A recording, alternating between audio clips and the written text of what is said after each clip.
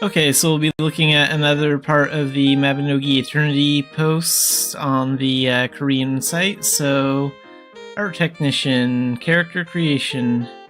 As with most game development projects, the Mabinogi Eternity project was especially in dire need of professional technicians in each field. How are existing art resources rendered within the engine? What should I do to bring this to the new engine? There are always many different types of costumes and hair in Mabinogi. What should I do to make this movement more natural? I really wanted to do it when I went to the new engine, but is it possible to express all the things that could not be expressed due to the wall of an old engine? Because we needed people to give us answers to all of this, generally the problem is solved through collaboration between artists and programmers. In order to develop more quickly and reliably, we had to reduce the depth of communication. So we quickly began recruiting experts, art technicians with technical knowledge and experience, and artists in various fields such as character and background models, animation effects, and UI. We hired a technical artist to handle graphics within the new engine, such as shader development and optimization. When it comes to shader porting, shouldn't we just look at the code and import it? It is certainly true that you can look at the code, understand its structure, and import it in a form suitable for Unreal Engine, but the problem was that the code was very fragmented. Of course, just looking at the resource structure and final rendering result, I could see how the shader was built. But what was important to us was not analogy, but accurate calculation. Even if the calculation is slightly wrong, a completely different result will be output. I recreated the art resource production process and began to analyze the database and rendering related codes one by one. I was able to piece together all the meaningful information one by one. As a result, and we have this video here, so this is the result.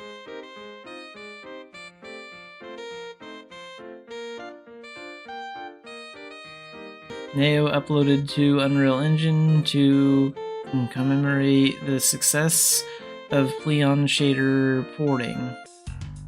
But it doesn't end here. As I was enjoying the joy of completing a successful shader port, I heard countless voices. So, when we get the light, it starts to sparkle, right? We can just set up the light when we take a screenshot, right? Right now, some outlines come out and some don't. Is everything coming out now? The color of the outline is also just showing off the dye color. My hair is sticking out through my clothes. Are you going to fix this too? Is my hair blowing in the wind now? Of course, it was just the beginning. What was fortunate, though, was that we had invited experts in each field. Please allow character shaders to respond to various light sources. You may be wondering how obvious this is. When using Unreal Engine, it is natural for 3D models to react to various light sources. The Eternity project inherits the flat yet unique colors of the current Mabinogi, while at the same time, the goal is to be able to interact with the variety of light sources. However, it is difficult to achieve both purposes simultaneously with the basic shading model provided by Unreal Engine. We created a custom shading model by modifying the engine code.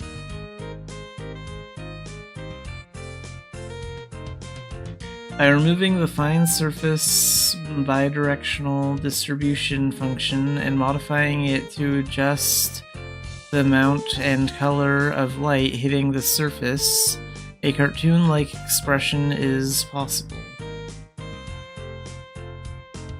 It was tuned to be affected by various fixed and dynamic light sources and provided to character shader creators. Simply put, if you only use the basic shading model provided by Unreal, you can lose Mabinogi's unique style with truly realistic light expressions. Unable to react to different light sources or only see the results of one or the other. There are many different solutions to this, but we chose to create a shading model unique to Mabinogi. And here you can see the default lit and the unlit.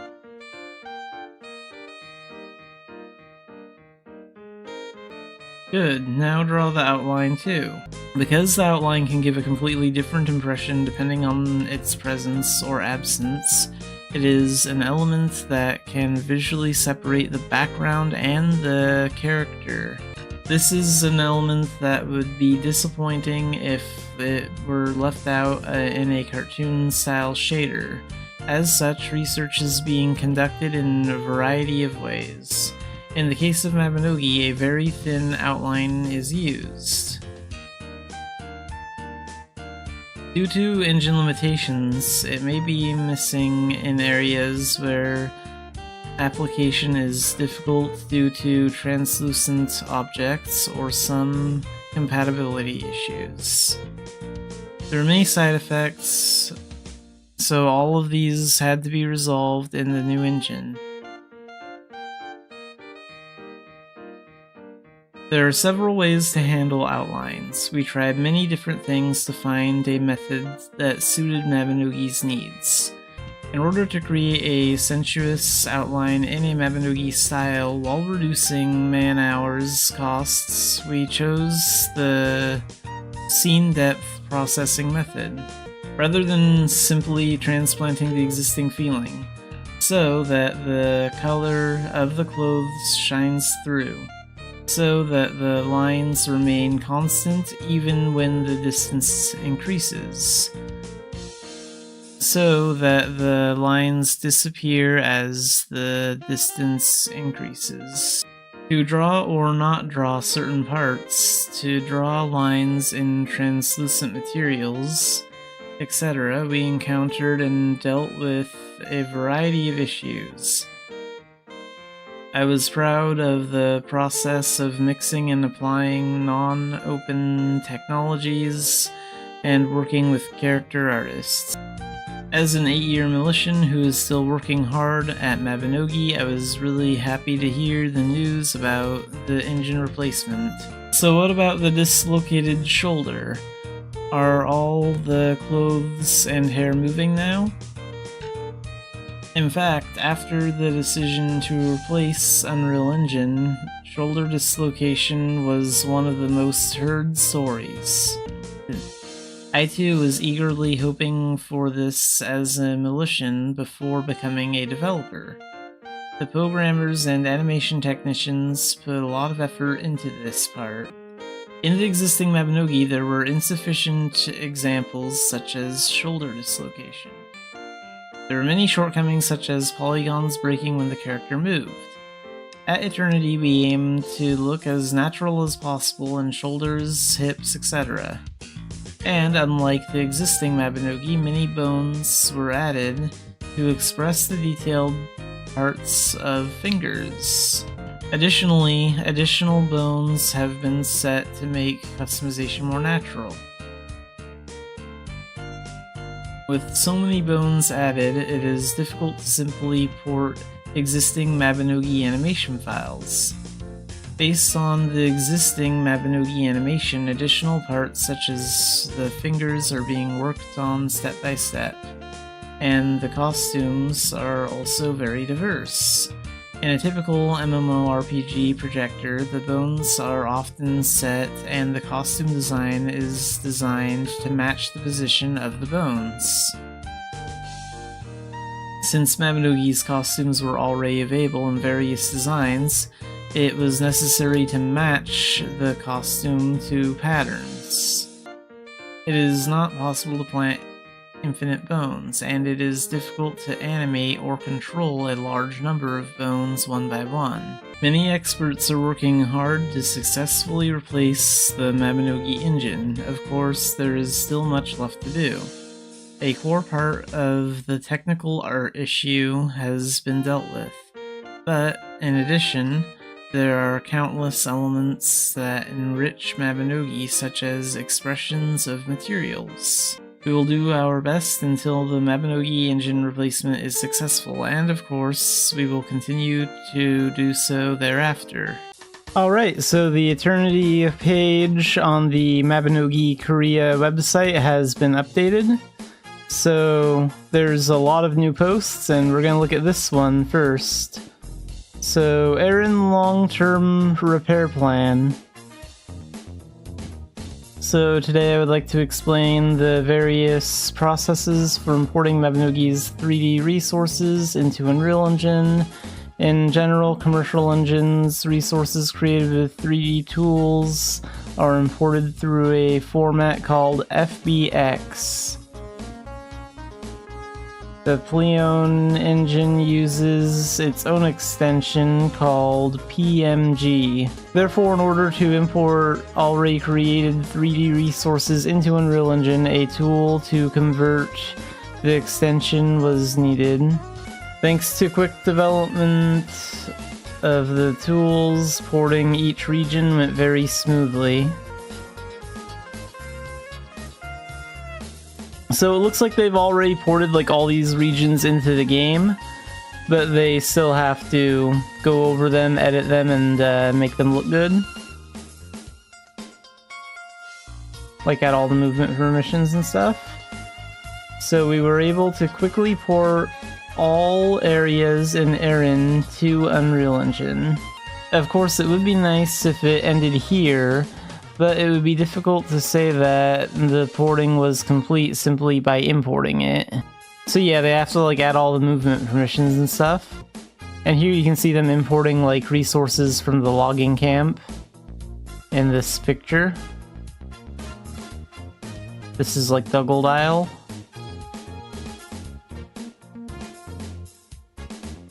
Since detailed materials were not expressed in Pleon, it was also necessary to set each material anew to suit the Unreal environment. So like this is the road in Dumbarton. I think this is what it looks like with the Unreal thing. That looks really good if that's in Unreal Engine. Things that were made so long ago that their form itself needs to be renewed may need to be replaced by making something completely new. I imagine they'll have to do a lot of that for like the insides of buildings and stuff, especially since like the insides of a lot of buildings are like 2D and look really crappy when you actually move the camera angle around in there. But here we can actually finally get like a good view of Dumbarton. So you can see how they changed like the entrance to Dumbarton here, and this looks really good. And also you can see like this board here, but it doesn't have like, it doesn't have anything on it where there'd usually be images. So it mostly looks like they're done with Dumbarton, but only after going through this process can you complete the background resources that fit the engine environment. Fortunately, all regions were quickly imported using the porting tool. It was pointless to transplant the costumes and hair in their basic form. The framework and wires themselves are lacking to provide natural movement. This is because the skin of the hands and feet also had to be replaced. Because there were many parts that were difficult to meet Eternity's standards, it was in a state where it could only be brought in after some processing had been completed from the beginning. First, rather than taking the basic form as is, we proceed with modeling work to process it to meet Eternity's standards. In particular, we add more wires so that not only the hands and skin, but also the clothes and hair can move naturally.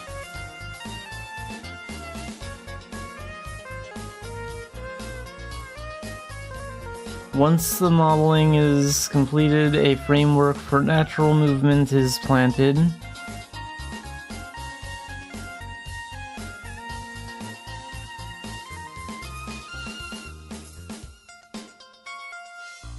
If you make various settings so that the skeleton can move well... Okay, here's a video. Let's see that. Yeah, that looks really good.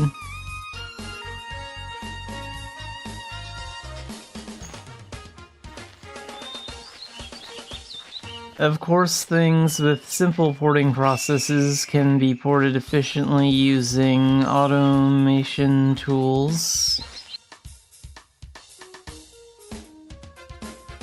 So here's like some weapons.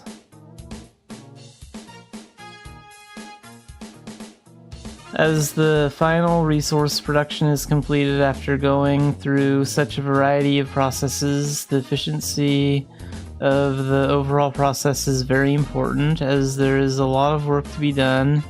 We are building a solid foundation so that we can build on it without collapsing. So we saw this in the Korean fantasy party. They're like changing outfits and showing how like the hair and the outfits move. So this looks really good.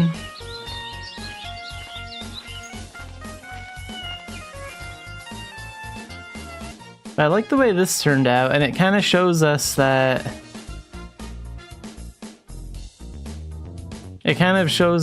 like, Dumbarton is in progress right now, and it's getting a lot better. You can kind of see, like, here, how the shingles don't look very good right here. But they look really good, like, in this image on the right. Like, look how much more detail they have now. The flow of time. So this is going to explain how time is going to flow in the Unreal Engine update. And this is a very long post, so I'm not going to read all of this information. I'm just going to read, like, some of the important parts, and we'll look at the pictures in the videos. If you think about the flow of time changes during the day, morning sunlight, noon, sunset, and moonlight in the night sky. The movement of light and the changing shadows are probably the first things that come to mind. As time passes, the position of light moves and the shape of shadows changes. So you can see that in this moving picture here, but for some reason the page is kind of loading this image slow, so I just opened it in a new tab, and you can see it right here. So like as time passes, the shadows are like moving and changing.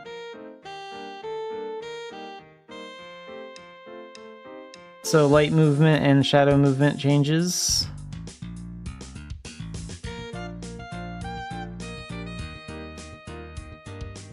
And here on the left we have the Turconail Bank in Pleon Engine, and on the right we have it in Unreal. So you can see how like the shadows are moving and changing shape, and how like the lighting is changing, and you can see like the clouds moving in the sky there.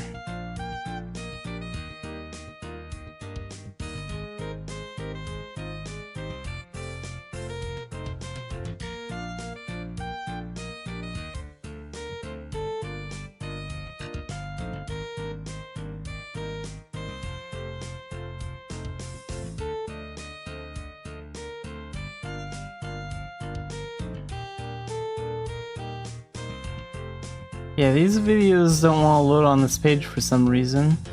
Hopefully anyone else that looks at this will have better luck than I'm having. But it seems to be working better if I just open these videos in a new tab. And here we can see, like, the shadows of, like, the lights and the windmill and the building, like, moving as time passes.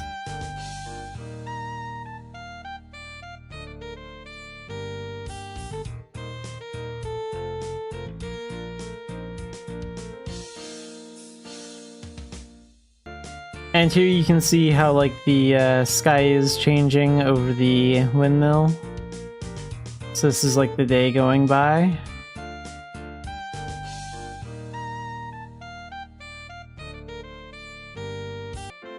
And this art looks really good. And again, this isn't final. It says not final right here and right here. So this is really cool. You can see, like, you can see time passing in the game. You can see the clouds moving. So this is what it's gonna look like in Turco now when the Unreal update comes out. And that looks really amazing.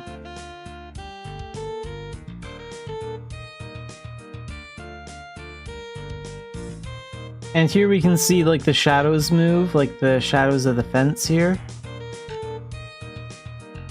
So we can see that the shadows are starting to become more visible and show. And then they're slowly moving as time passes, like the sun is moving, the shadows are moving the opposite direction.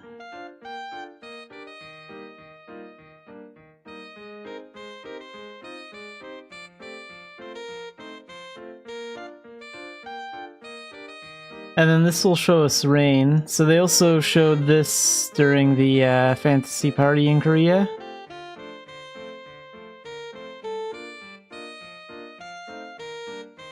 So you can see the rain, and you can see how the wood is darker because it's wet. And you can see the raindrops, like, soaking into the wood. That looks really good.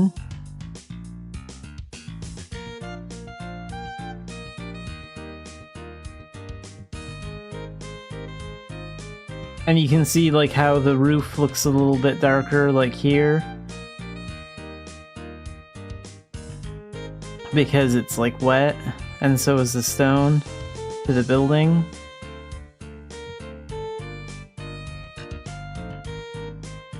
So the rain effect looks really cool too. So yeah, this is gonna be how, like, time will pass differently. This is all about, like, how time will pass differently, in Unreal 5, and how, like, weather effects, like rain, will look. So this is a pretty long post, and maybe that's why some of these things are having some trouble loading. But I would recommend taking a look at it. So this video recently came out in Korea about 18 hours ago, 18 or 19 hours ago, almost a day. And this is called Mabinogi Eternity Battle Testing and Development Status. So let's take a look at this. And we have English closed captioning for this.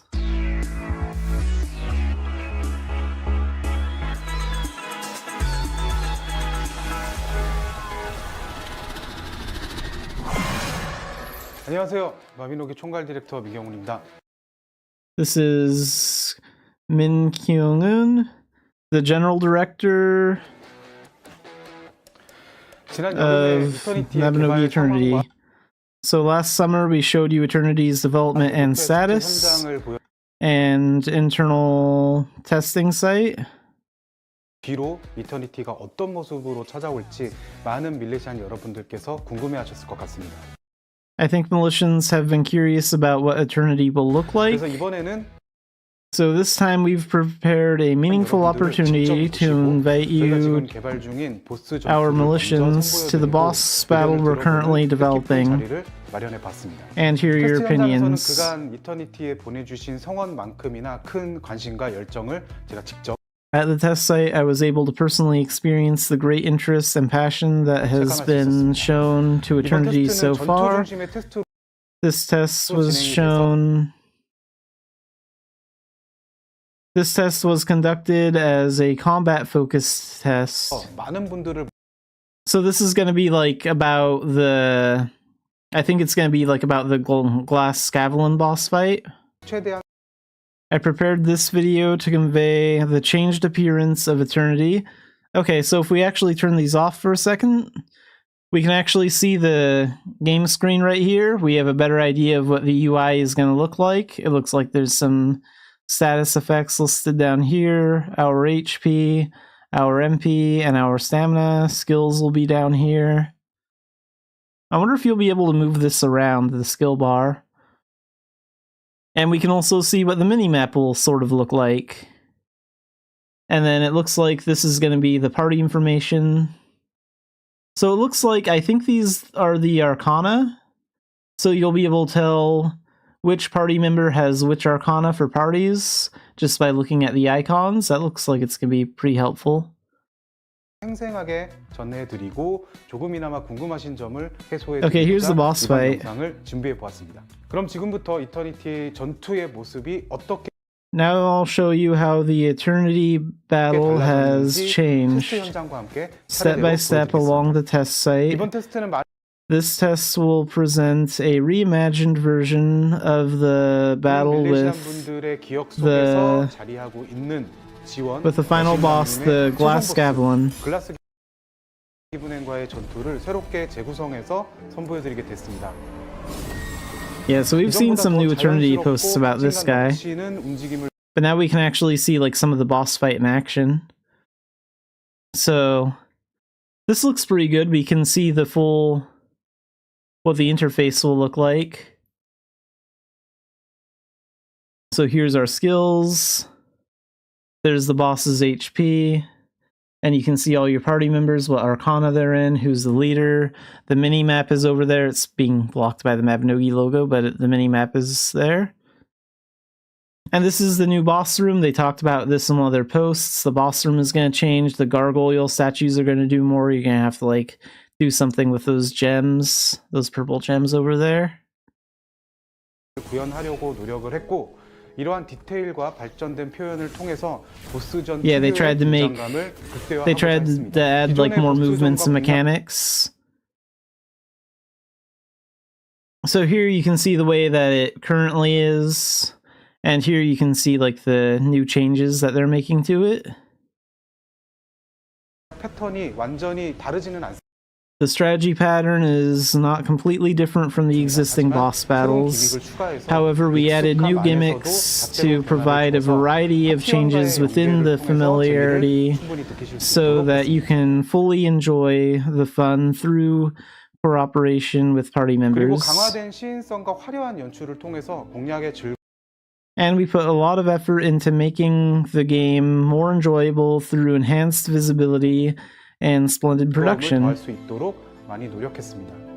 계속해서 다듬어 가면서 We plan to continue to refine and perfect Eternity's unique boss battles. 나갈 예정이니까 앞으로의 변화도 많이 So please look forward to the future changes. 이번 테스트에서는 플레이온의 And in this test, we increased the expressiveness of skill effects, 어려웠던 새로운 along with new productions that were difficult to implement 스킬 이펙트의 표현 in Pleon.력을 높였습니다. 글라스 기분엔의 패턴과 기믹 As you break through the Xanafiedlion's mood patterns 파괴하면서 일정 and gimmicks 구간에 도달하게 되면 and reach a certain point, a cutscene like transition scene will appear. Even during this moment, the battle continues, 긴장의 끈을 놓지 so you feel the tension without letting go and feel the feeling that a new page is beginning more clearly. Yeah, it's pretty cool. 연출이 끝나면 이 페이지로 접어들게 되고 After the transition is finished, it will fold to page 2. The background changes to a more tense one, and a more 흉폭 깨진 violent 글라스 glass 빅맨이 Scavlon. 나타나게 됩니다. 페이지 전환과 함께 패턴뿐만 아니라 공간의 분위기도 변경하면서 We intended to create more fast-paced and tense battle experience by changing not only the pattern but also the atmosphere of the space along with the page transition. Feedback you've given us during this Glass Scavlon Basics battle test will be used as valuable data to refine the overall battle tempo. Okay, yeah, so it looks like this is maybe going to be some sort of like closed beta test that actual players can do. Hopefully that's the case over in Korea. And it looks like they're open to feedback, so that's good. That's definitely the right move if that's like what they're doing. 발전된 모습을 기대해 주셔도 좋습니다. 앞서 보신 것과 같이 보스전의 연출 As you can see above, there have been significant changes not only to the presentation of boss battles, but also to the skill effects, while maintaining the original atmosphere. We have improved the skill effects to be more flashy to fit the Eternity style. 보다 색감과 궤적 그리고 피니시 순간의 연출을 강화해서 Overall, we have strengthened the color, trajectory, and finishing moment presentation to ensure that it can be recognized at a glance even during party play. And we will continue to work hard to develop it so that we can continue to show you more advanced Arcana skills in the future. 이터니티 프로젝트의 아주 일부 I believe that the fact that we were able to show you a small part of the Eternity project and conduct field tests like this 오랫동안 이터니티를 기다려주신 밀레시안 여러분들의 관심과 응원 덕분이라고 생각합니다. is thanks to the interest and support of all the Militians who have waited for Eternity for a long time. We will do our best to show you an improved version as soon as possible. So, yeah, I don't know how long it's going to be before we get new information. But I'm assuming that we'll get another update on Eternity by the next Fantasy Party, which will probably be, like, in June sometime. But yeah, this is the most recent video with some updates. This was pretty interesting.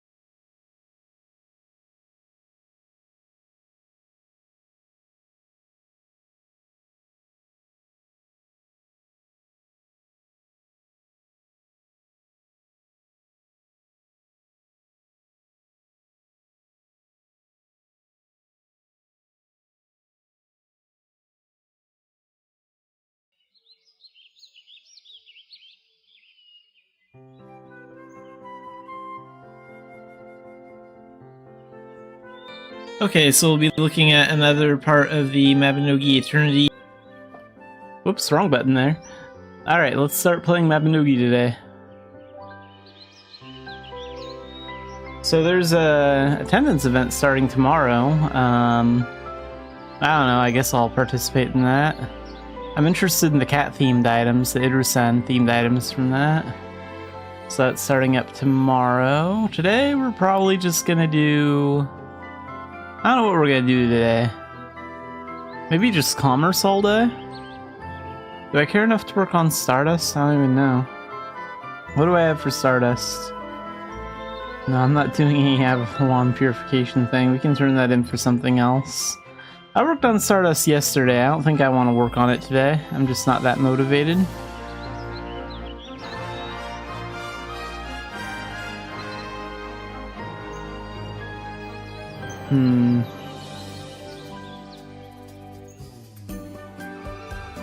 I could do my veteran dungeon today if I really wanted to. Or if I want to make a lot of gold, I could run techs. Techs are kind of boring, but like they do pay well, and that's the only reason I do them.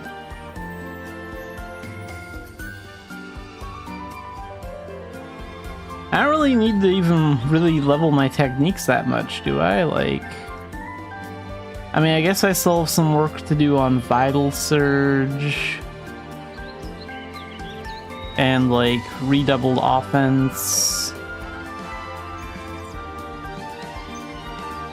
And shield, but that's about it. Like, maybe I have a couple more tech skills to learn, but I have everything where I want them. All these ones are at level 10.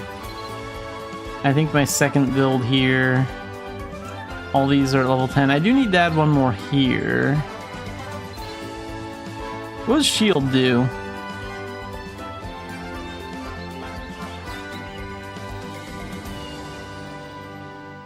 Blocks damage equal to 220% of the caster's max HP. Applies to a maximum of 3 party members within 6 meters of the caster.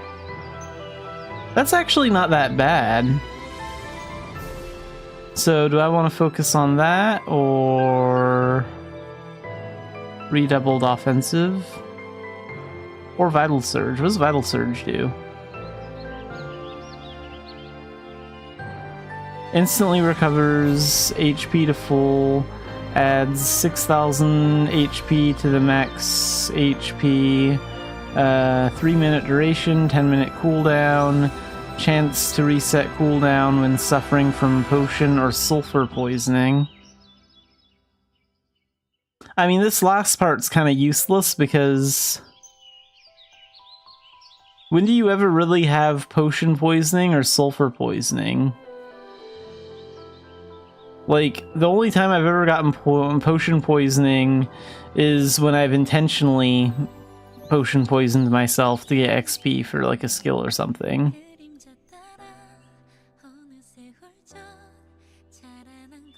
And you almost never get sulfur poisoning, so that last part's kind of useless. That's still pretty good. What about this one? Oh, this is a passive one, so you don't even have to activate this one. Grants a chance to attack with 135% skill damage when HP is under 10%. When is my HP gonna be under 10% if I'm anywhere except for, like, an endgame dungeon? Like, even in Rabbi Phantasm, I've soloed Phantasm before, and my HP has pretty much probably stayed over 50% most of the time. So it's like, this wouldn't really be very effective anywhere except for, like, maybe Crombass, Glenberna, and the Brelith dungeon, probably. Which I don't usually make too much of a habit of running. And then there's shield. I think I'm gonna focus on shield right now. I think that's what I want to do.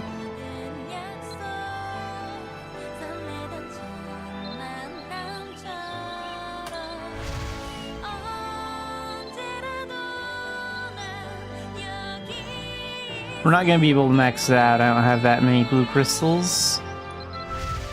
But we are going to make some progress on it. I think we'll get to like level 8. And we're not going to have enough to make it all the way to 9. Most of the way to 9, but not all the way. Yeah, see? Like we'll get more than halfway there, but not all the way there.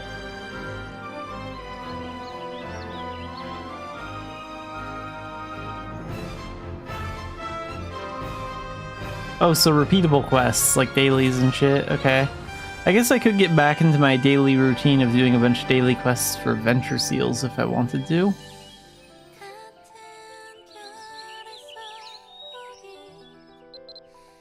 What do I focus on here? Blunting Field, which gives more protection, Defiance, Time Shift. So yeah, this would be a good skill to put up here. Oh wait, I can't even use Shield yet, so this is one of those cases where I haven't actually unlocked the skill yet. But I can actually, like, level it up, which is kind of weird. Okay. I didn't even realized that until just now. What do I have to do to unlock Shield? I don't even know. Techniques? Relentless Assault.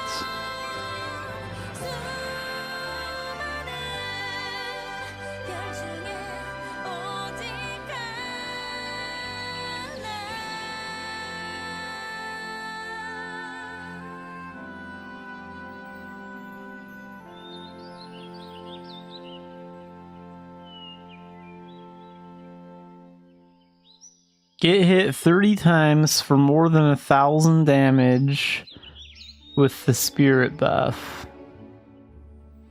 Wait a minute, with the spirit buff?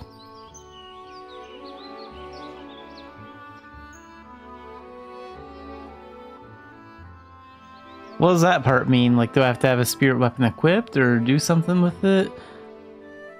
I'll have to search the wiki on that, just to get a little bit more clarification.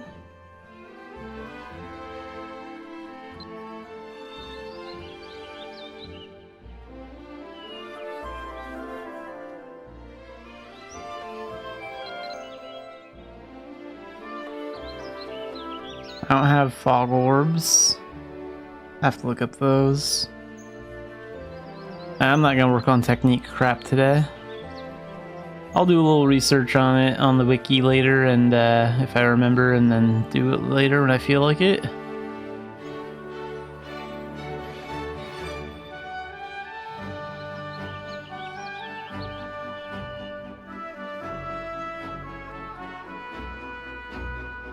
Yeah, and we don't get event stuff until tomorrow, basically, so there really isn't like a lot of event stuff to do. So my choices are really just like Stardust, Commerce, or focus a lot on dailies like Daily Veteran Dungeon and other daily stuff for Venture Seals and whatnot. I could use up my Nearite if I wanted to.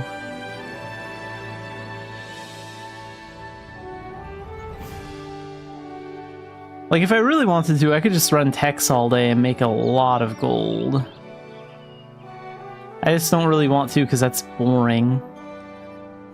Oh, hang on. Let's get another one of these crystal things. Can I? That expires in 49 minutes. If I get one from here and stack them, will that last until tomorrow and I can just like do 2 Stardust things tomorrow? Because I don't feel like doing them today. Crap. That expires in 12 hours. I'm not going to be streaming the game in 12 hours. That'll be 4:18 in the morning. Crap. Alright, fine. I don't want these crystals to go to waste. I'll do 2 Stardust quests today. That's it, though. I'll complete 2 of them. And so I can use these crystals up. And I'll decide what to do after that. Because it would be kind of wasteful to just let those expire.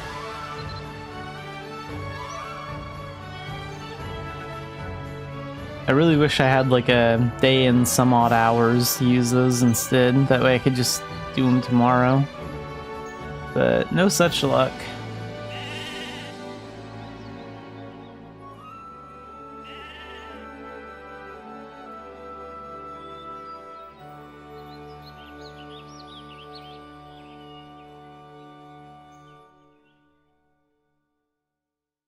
Okay. Give me better quests. We need to do rank A ones. I'll take a new item quest and a new core fragment collection one.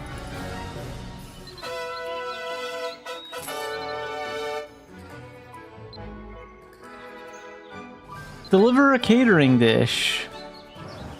Okay, that's easy enough. I can do that. I'm gonna use a crystal for that. For the item ones, because I'm behind on item ones anyway. Oh, I just need a food truck. How much gold do I have? Oh, we got plenty of gold. Show me some dishes. Come on, there has to be specials. This is fine. What's the cheapest thing here? 3,600, 39, 28. The chicken gizzards, we'll get a couple of those.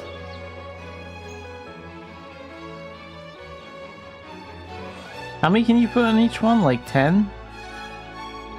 5, 6, 7, 8, 9, 10. There we go. That's fine.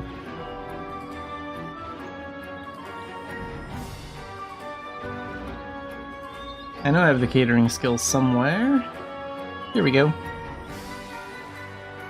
Oh, both hands must be free. Sure. Does that make sense? Oh, whoops. Can't put soul stones in that.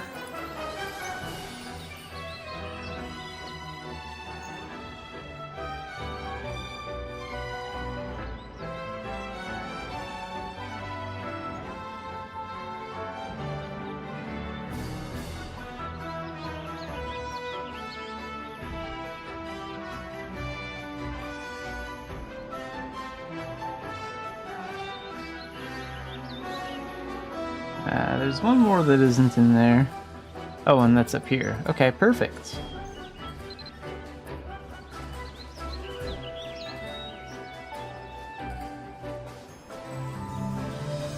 And there's a catering dish, so we just take that to her. Really easy to do.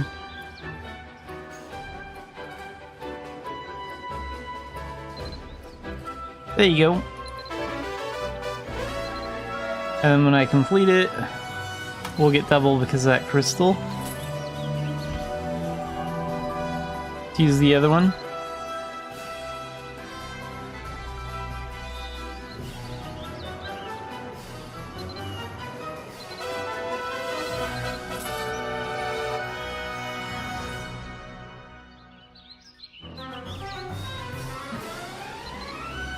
Ancient calendar pieces.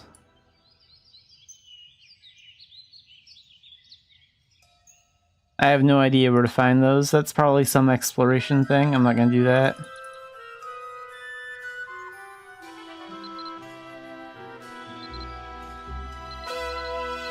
What kind of mission do you want me to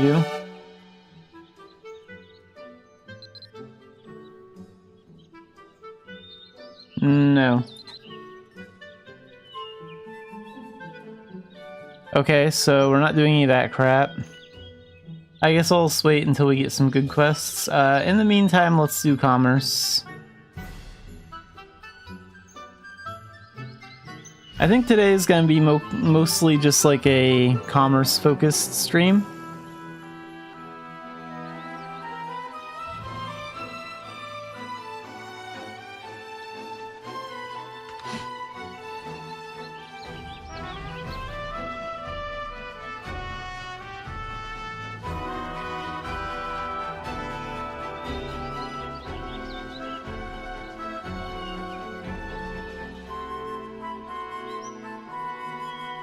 Summon Capes.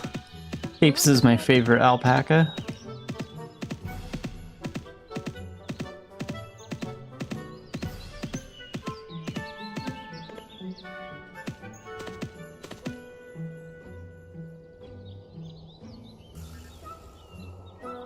Okay, let's trade. We have... Wow, those are really popular in Veils. Okay. Nah, we'll take him to Tara for 530, I think. That's good enough.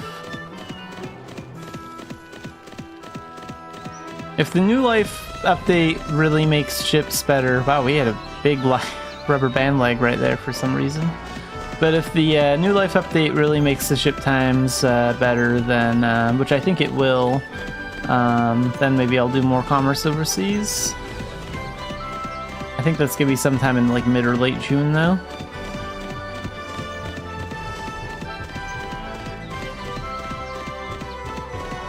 Still, Choi Dong-min is behind New Life, the New Life update, so I don't have a lot of confidence in it.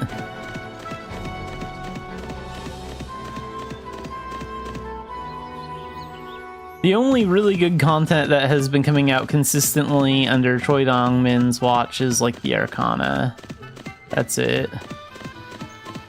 That's the only thing that they've managed to not mess up since he stepped into power.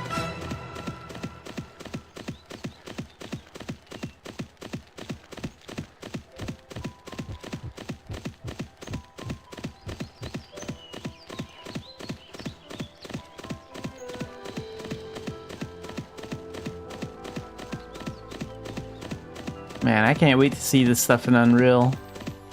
All these areas doing commerce, it's gonna be so much fun.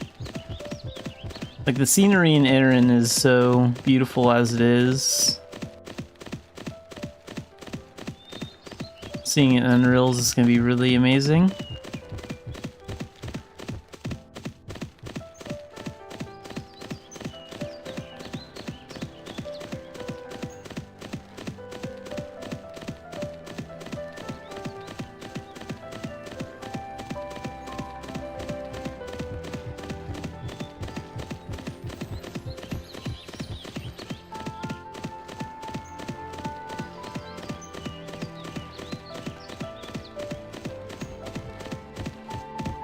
Oh, look at this coward hiding out right at the doorway where I can't avoid them.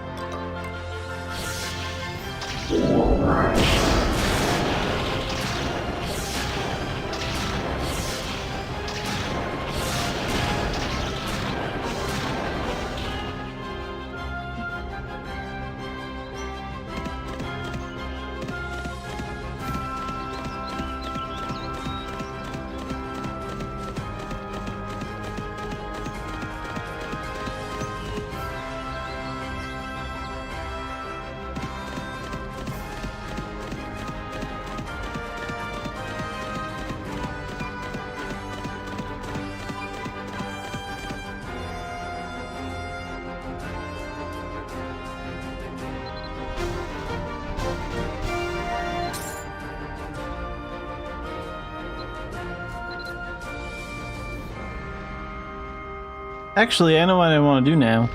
I saw that little thing on the banner that was saying something about like echo stones. During the first week of that freshman event, orientation event crap, I got these up to... Well, actually I got this one up to level 30. I almost got this one to level 30. I want to get these 2 echo stones to level 30. I'm gonna do that today. So we're gonna go run the echo stone dungeon like a couple of times. Delete expired crap.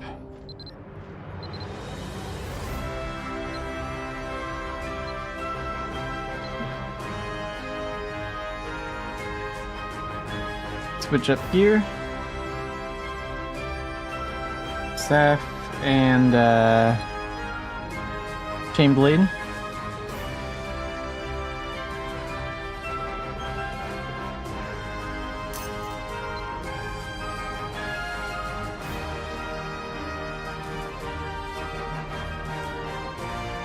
So let's do that today.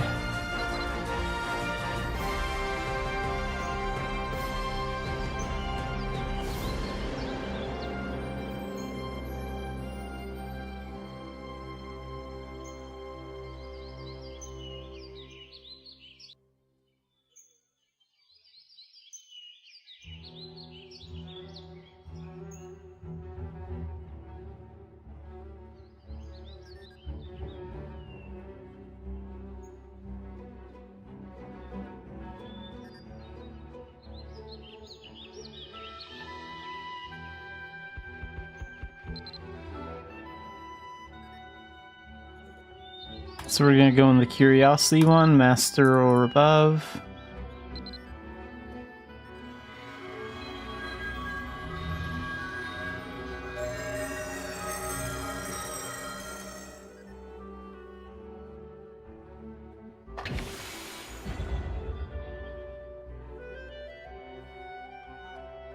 Oh right, and I never did a rebirth yesterday, did I? So I can do that today.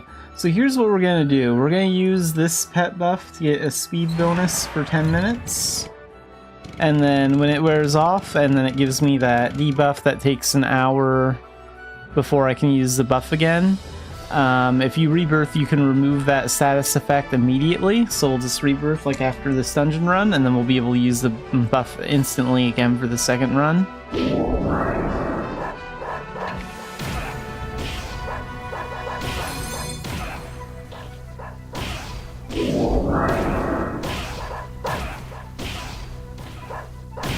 Oh yeah, let's get Dollbag out here. Summon these two.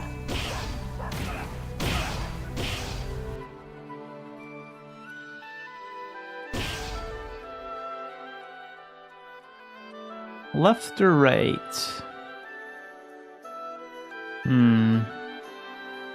Take the path on the left this time, we'll take the path on the right next time. Let's do that.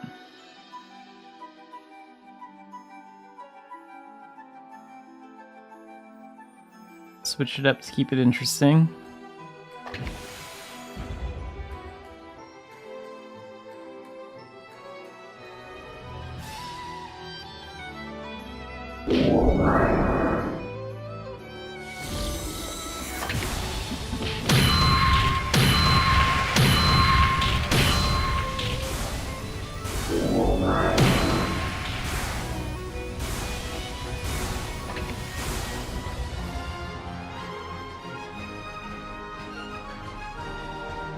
I wonder if anyone's ever bothered taking care of all of the cubes in this area. Like, you don't have to, but...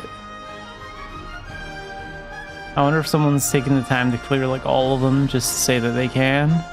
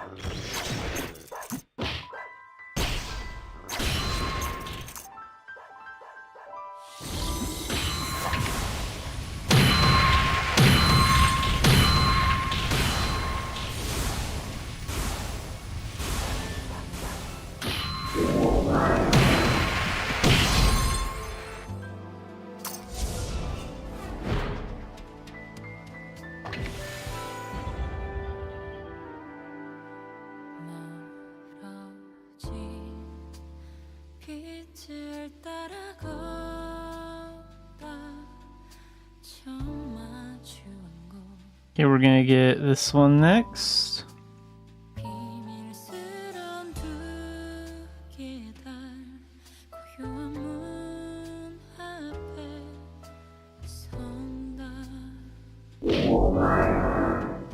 Okay, we don't need to worry about any dumb circle this time.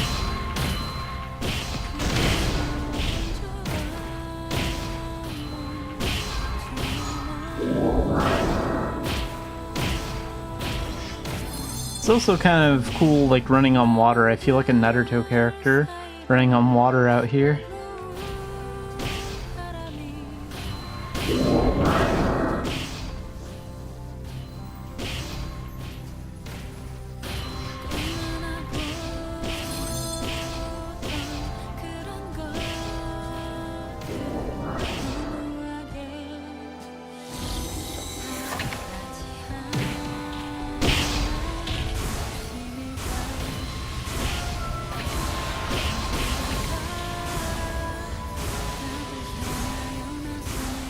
Time for the mini-boss.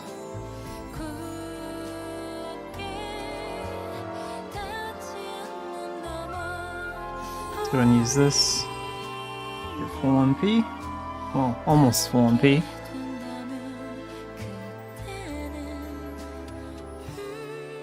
I do have a slightly better magic totem now too, so... I think that gives me like 30 something more MP.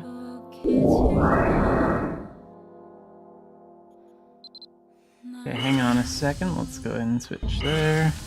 Dance of Death. Am I gonna need to use it a second time? Yeah, I am. Because that guy's way over there.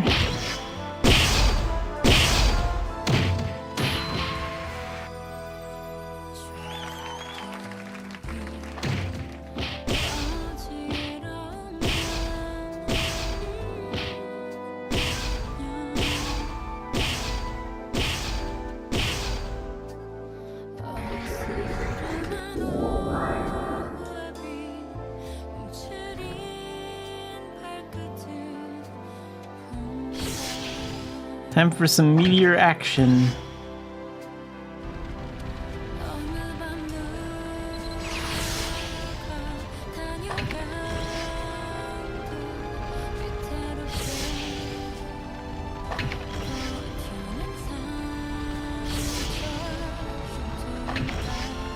"30 seconds to take this guy down?" Oh wow, that guy was a loser. He went down in one shot. Must have gotten a critical.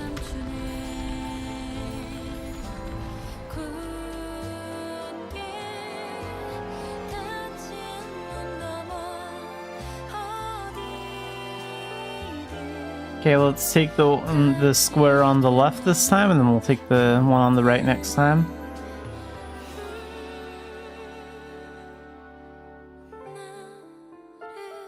This is is why I don't think I'm going to use that enchant that gives me one more time shift thing, one more reset for that, because like I can already spam Meteor 6 times. I don't think I really need to be able to spam it 7 times. That's a little crazy.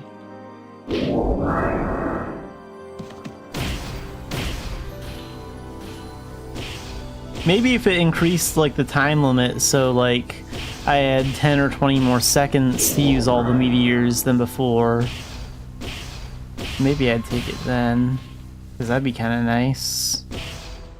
Moving between rooms and stuff.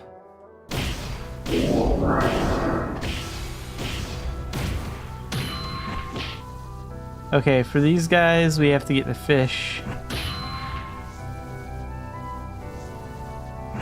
Where are the fish at? Oh, there's one of them. Okay, hang on. This is one of the reasons why you should have a chain blade here, because spinning slasher can pull those fish towards the slimes. No, don't grab him. Grab the skeleton fish thing.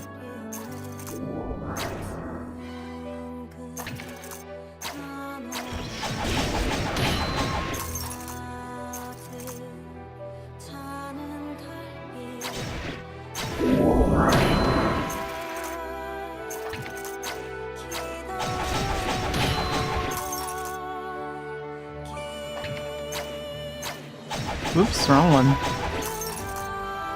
Grab that one.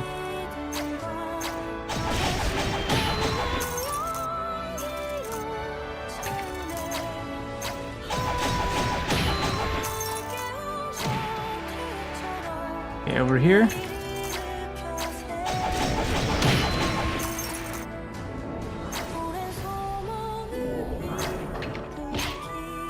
Perfect. Get those two together. Boss time. Which is, wait a minute. Oh, this way. Got a little lost there for a second. Oh yeah, and mana shield on, just in case.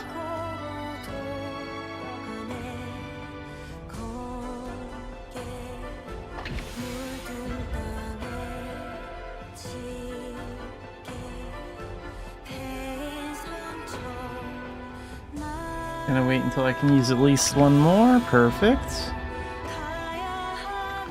Skip the cutscene. I know you're a deformed looking Zora.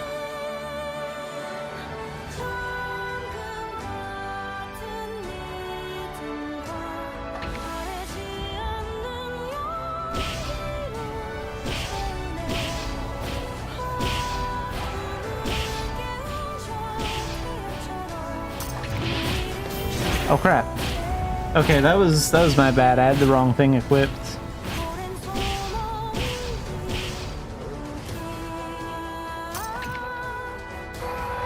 Oh, I see what's going on. Whoops. I'm on the wrong skill bar. Nope, cancel that skill.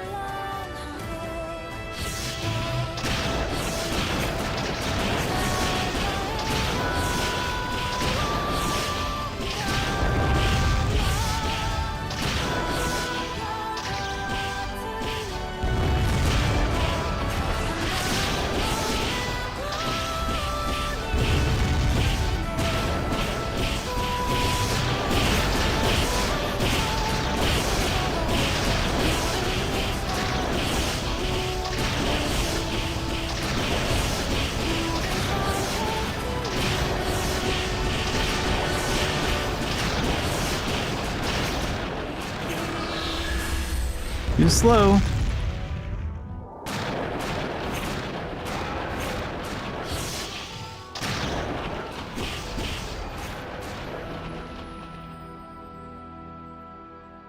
Giants do not have the same kind of movement speed that the elves have. Okay, next time after I rebirth, I'm gonna wait to use the pet buff until like a little bit longer. Just so it lasts for the fight, because that movement speed buff is actually a lot it's more useful for like the boss fight in general, just because giants do not have movement speed. I think even my human is faster than this.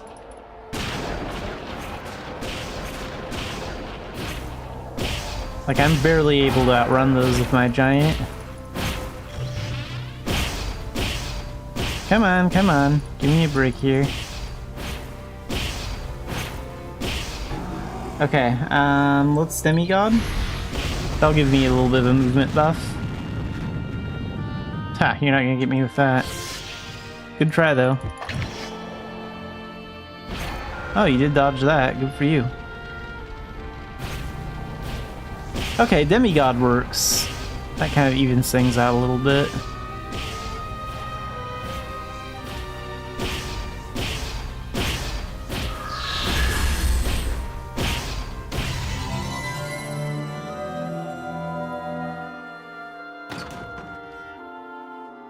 Very nice.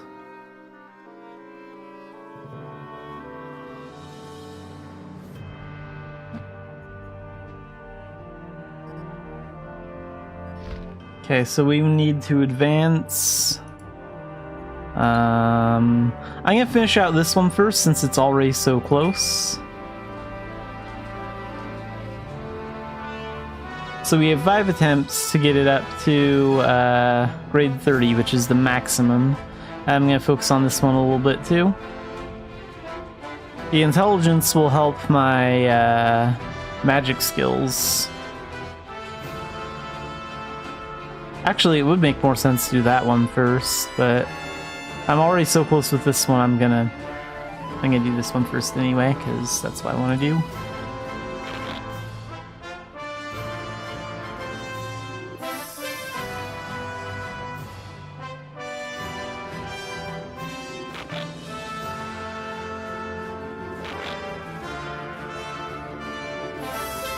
Two successes, that's good. So we got to grade 29, 3 failures. I think that's fine. So, next time we're going to get it to grade 30. I'm assuming we can get at least 1 success in 5 attempts. And then we'll work on the blue echo stone next.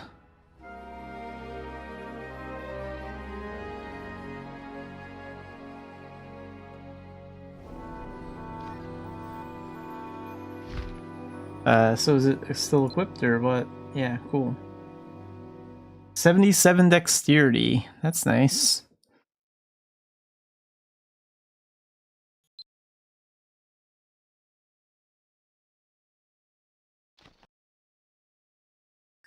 With this whole Echo Stone stuff going on, maybe I should, Wait,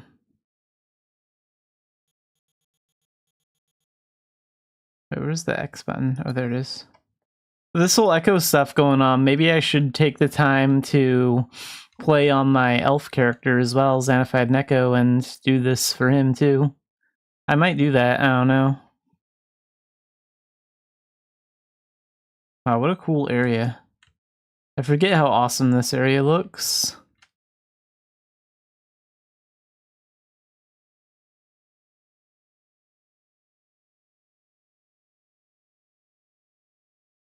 Alright, let's get out of here.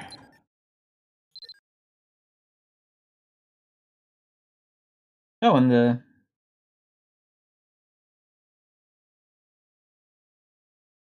fantastic melody stuff playlist ran out, so let's see. Let's do 8-bit Mabinogi music.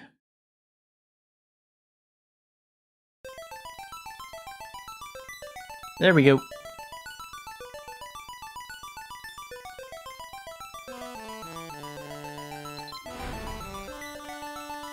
Alright, time to do Rebirth.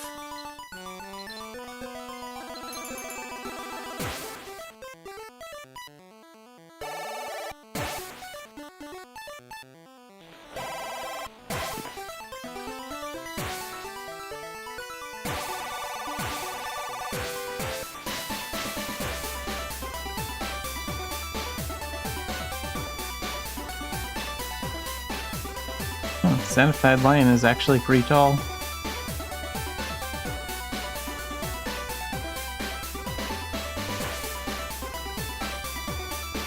Does Nea wear like heels or anything like that? Anything that kind of boosts her height? Not really. I mean, maybe a little bit, but...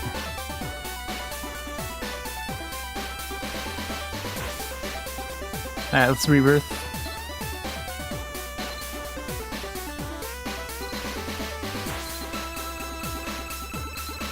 Into adventure talent.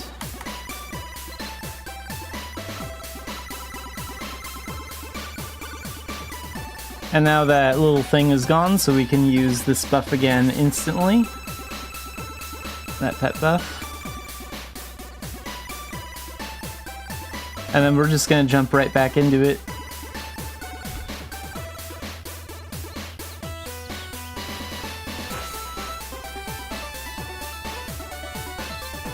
I am gonna wait a little bit longer to use the pet buff though, because I want that speed buff to like last through the boss fight.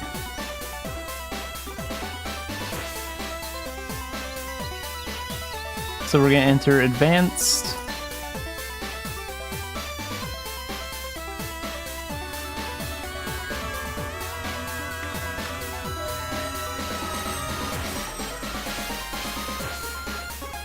Alright. Fill all bags. Pull these two out again. And then for the third run, I have a rebirth pot, so I can just rebirth again. Really spam that pet buff. I think I'll use the pet buff this time, like around the... like maybe just before I start the mini-boss, instead of using it at the start.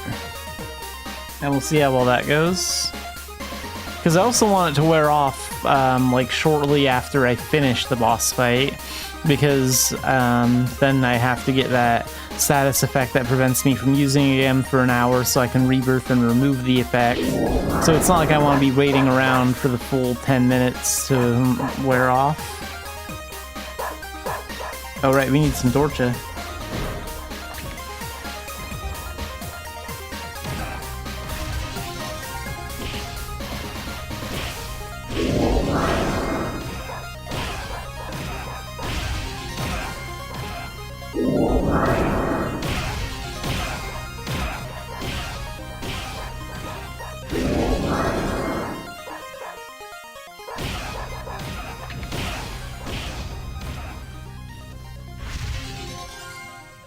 Okay, this time we're going to take the path on the right.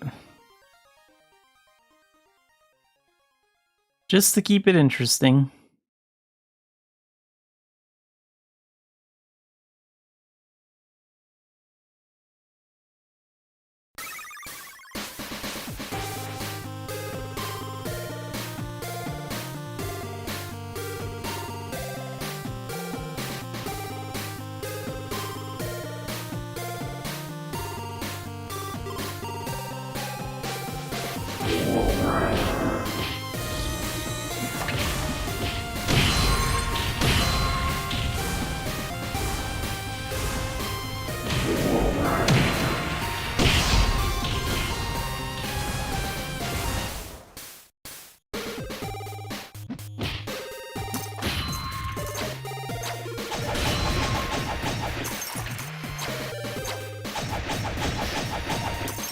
That should have hurt him. Come on. Not sure why that one didn't, like, hurt him at first or whatever. That was weird.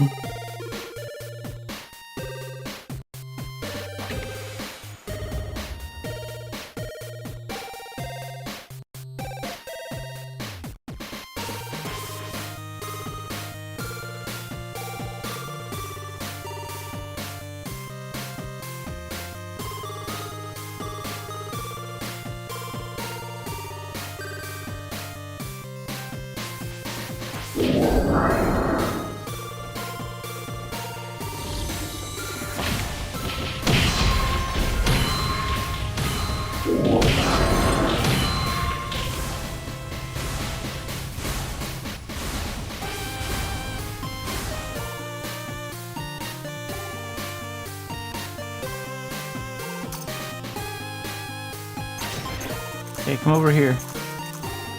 Come on.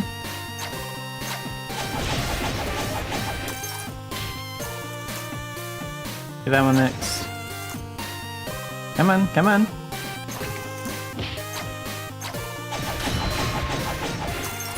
a little bit more in here.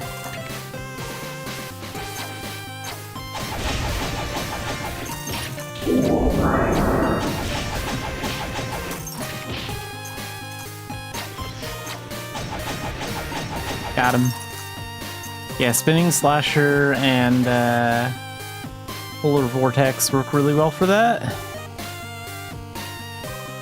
Battle Astrologer also works really well for that too, because a lot of those skills don't knock the enemies back.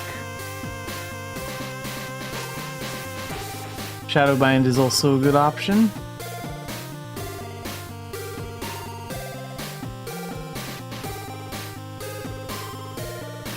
I'm not really good at like being on the outside and then like knocking the enemies from the outside in the circle. I suck at that part, so I just try and get them into the circle and figure out a way to keep them in there when they actually like die.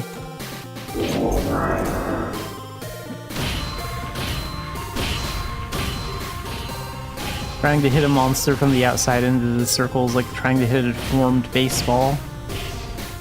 Just can't do it.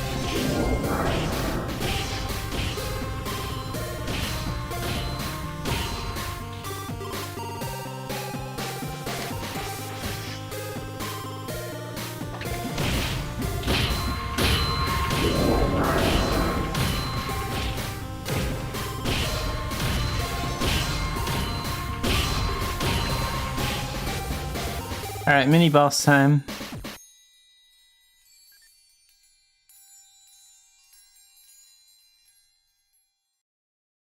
So same thing for this, we're gonna use Meteor a whole bunch. After Dance of Death, of course.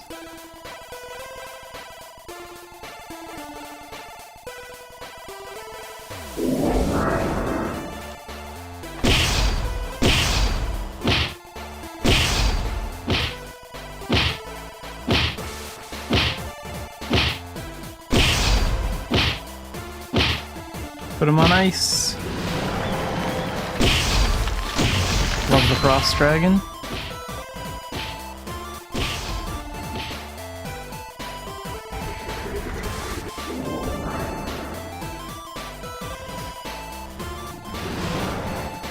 Alright, let's remove that aggro for a second.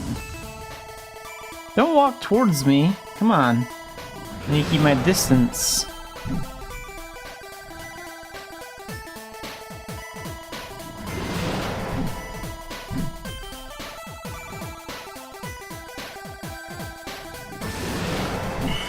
This dragon getting into my personal space here. Get out of here.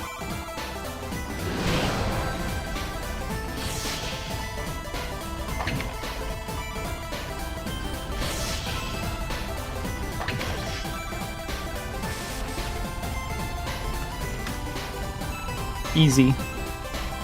Come on, hurry up. Time shift is gonna expire soon.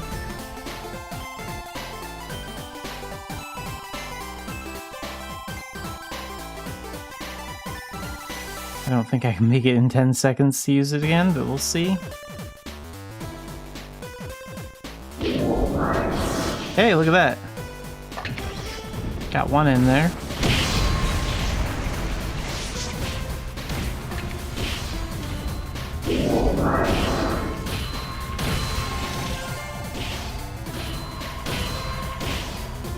I don't really need Meteor against the boss because, like, since the boss moves around so much, there aren't as many opportunities to get them with Meteor.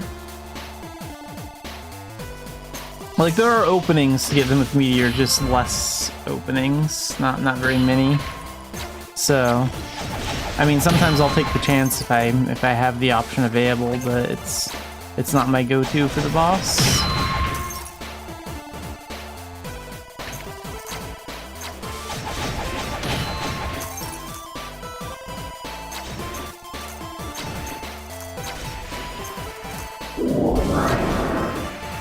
Okay, let's pull this one over here.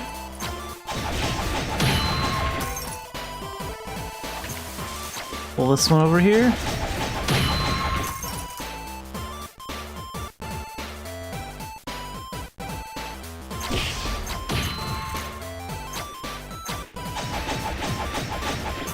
Okay, let's get this one.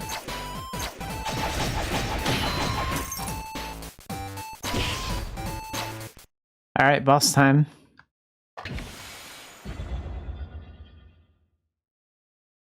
Oops, I'm running the wrong way. Oh yeah, and mana shield on.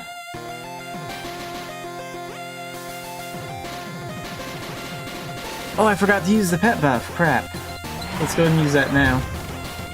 I wanted to use that earlier. Now I'm going to be waiting a little while after the boss fight for it to wear off. Before we go in again, but that's alright.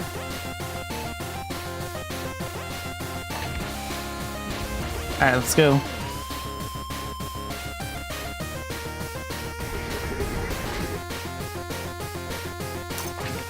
Oh, whoops, wrong moveset. Hang on. I need to remember to switch that faster. Okay, go.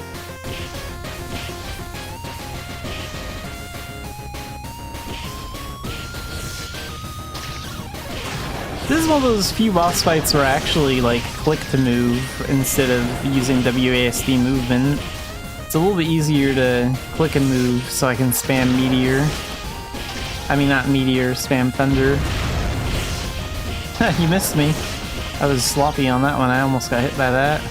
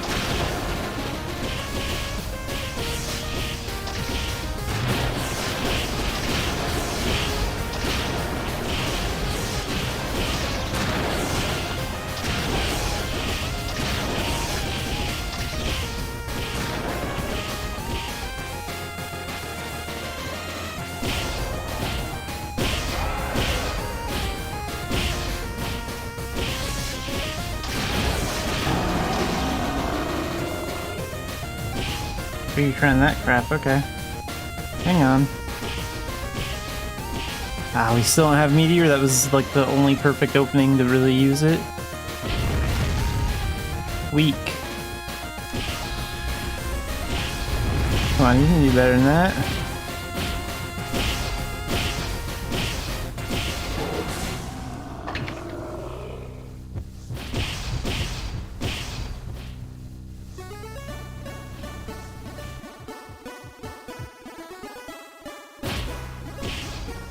He only hit me one time and it didn't even do any damage because of mana shield.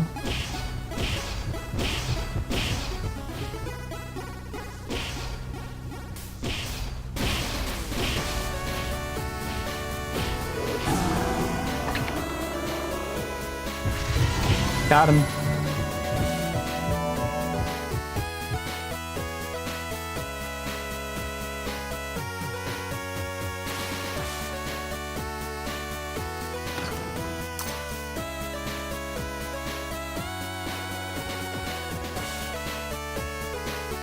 Alright, let's finish ranking that up.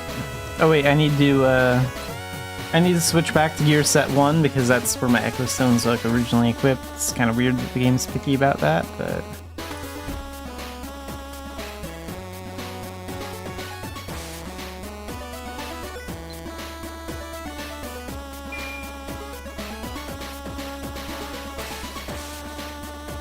Oh wait, that one...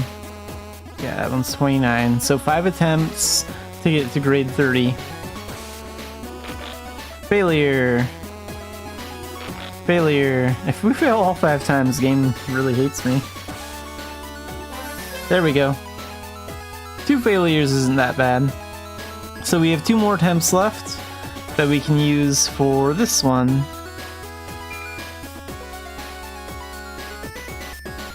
Pretty high chance to get this one up to the next rank, so that's good. That is nice. It was like 77 before, now it's 86. Wow.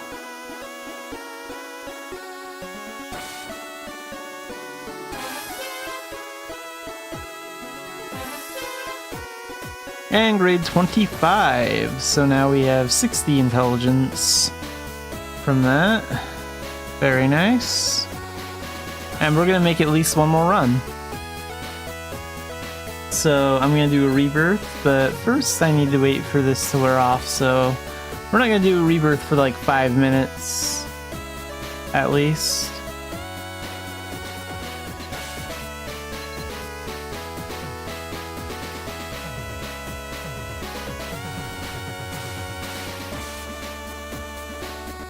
There's no point in keeping these two summoned because their summon will get cancelled anyway when I do the rebirth. If I waste their summon time. Not that I even come close to using all their summon time anyway. Since there was a new announcement yesterday, I don't think there'll be any new announcements today except for the average maintenance post, but I guess since we have the extra time, I will check the official site, see if there's anything new, and yeah, we'll talk about some news if there's anything new, and then we'll run this dungeon again.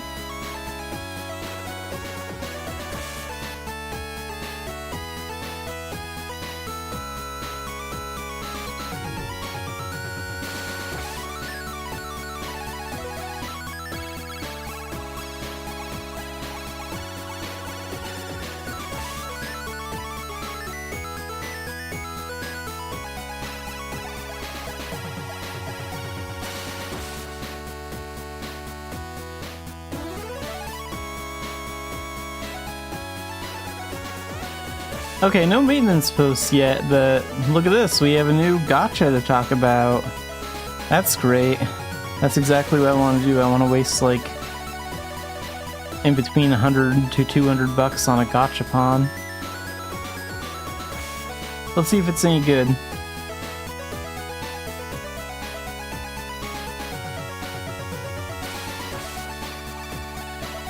What's the Sparkling Rewards event? So every time we open one, we get like some sort of event currency that we can use to buy, hopefully, items from the gacha. Let's open that in a new tab, we'll take a look at it.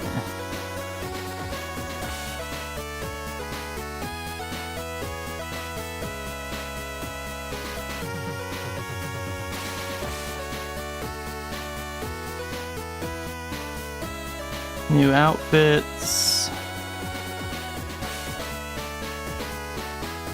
Okay, this food item is kind of cool, I guess. The skewer lance. I do like the skewer lance appearance scroll.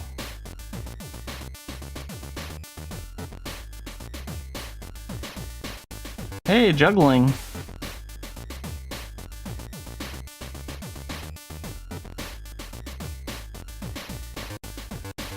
Don't they mean gesture coupon? Is this like a gesture or an action? Because to me, I would definitely buy this gesture card from the auction house if it's actually a gesture card. Because if you're really into collecting transformations with like a Dreamcatcher and stuff, and you get like a lot of the NPCs or monsters that just look human, then you can use a lot of gestures with like certain monsters and NPC transformations, which I think makes gesture cards way more valuable. Like, I'd love to turn into Duncan and have him do this gesture or whatever, but like, is it a gesture or an action? Because those are two different things. I think this might be a typo and they actually mean gesture coupon, but I don't know. Once this actually comes out, like, probably over the weekend, a few days after this comes out, I'll probably actually check the auction house and find out exactly what it is. But no, I'm not going to play the gacha for that. I'm going to try and get it from the auction house, I think. If it's a gesture card.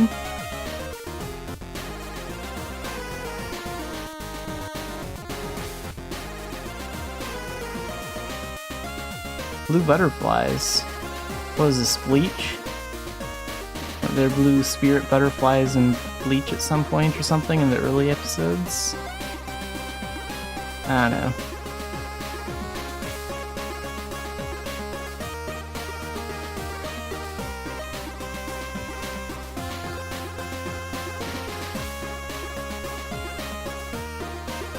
looks okay.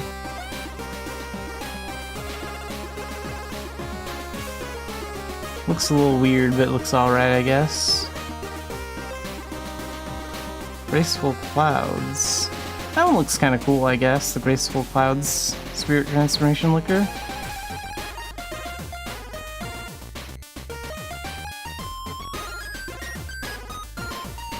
Oh, Chili Clouds. I like the way the Chili Clouds look a little bit better. But yeah, I like both of them overall. Like, these two Spirit Transformation Liquors look okay.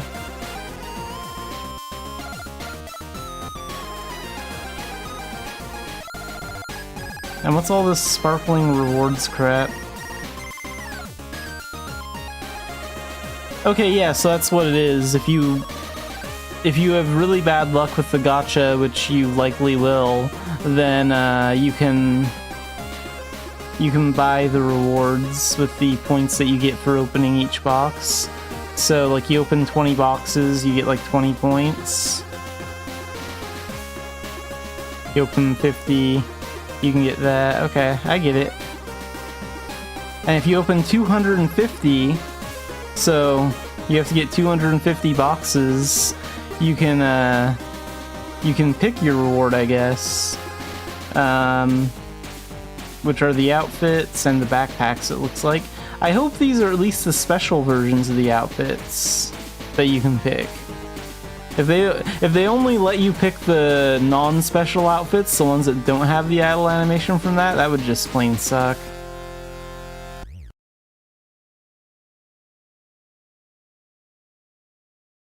Okay, cool. You can actually pick the special ones. You could pick the non-special ones too, I guess, but yeah, they do have the special ones available. So this means if you open up 250 boxes, you are guaranteed to get like a good reward at the end, no matter what, because you can pick one of those.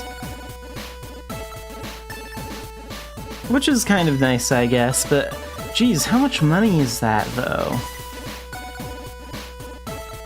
I do appreciate how they always put the concept art for the gachas down here, though. That's kind of cool for, like, artists and stuff to look at. But, like, how much would it cost to get 250 boxes? That's a lot of money, I feel like.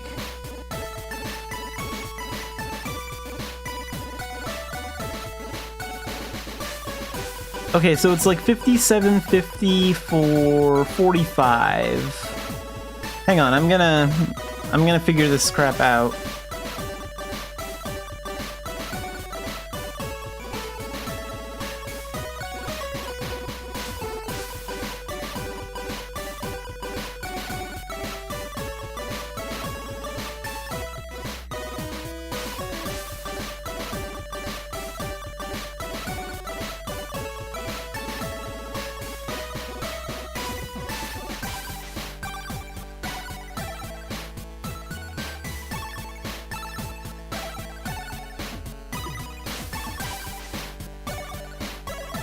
So wait a minute, if you got 4 stacks of 45, that would be 180 boxes, right? So times that by 4. Geez, that's already 230 bucks. That's not even enough to get the point. That's not even enough to get the reward. You have to spend over $230 on this? Jeez. Because every box gives you like 1 point, right? Yeah, that's I'm reading that right. Jeez, that's expensive.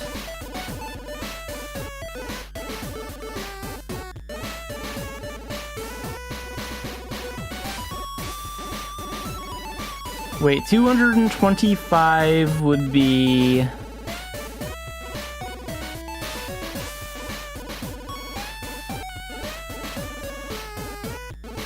Hang on.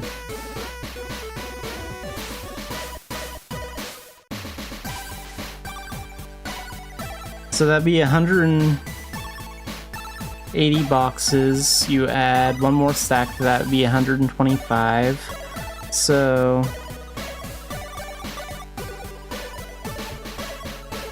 it would be 225, sorry.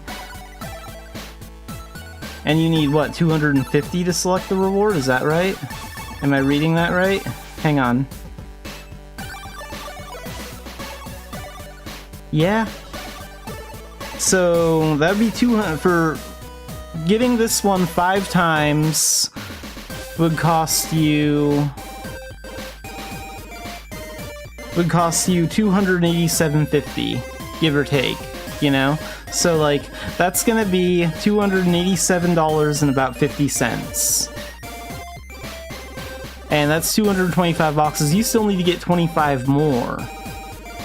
Okay, well, let's say we want to take the cheap route for it and buy 2 of these stacks for 30 bucks. That's 22 more. Because we need 25 more, and then 3 of those over here, the single boxes.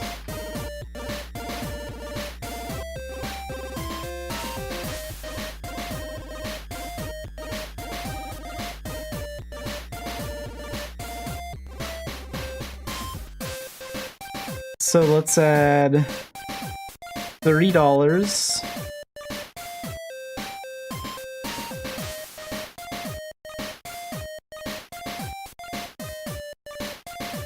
And then it'd be 4,500 an X, so 450. Wait a minute.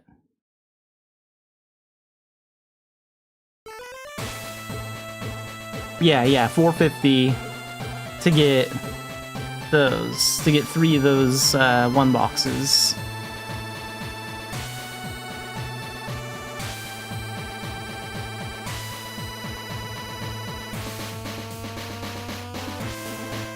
Okay, yeah, so if you want to get 250 boxes or 250 points, then you would have to get 5 of these and 2 of these and 3 of these, and that would cost you $321. And for that,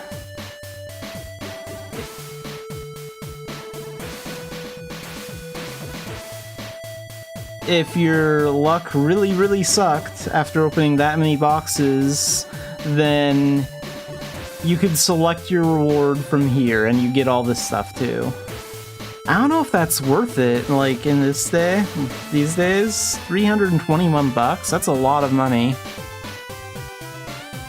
I mean, I guess it's better than nothing, but geez, I couldn't justify spending that much money on this gacha.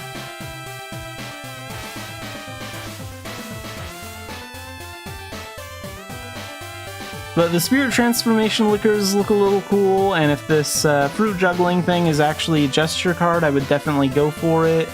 So I could use it with NPCs and some monsters. I don't know if it's actually like an action or an actual gesture. I don't know if that's a typo or not. So yeah, that's the Orchard Afternoon box. I do not think it's worth it though. I would just buy the few items I want from this on the auction house for gold. Because spending $321 to get the 250 points to pick your own reward seems like a complete ripoff to me.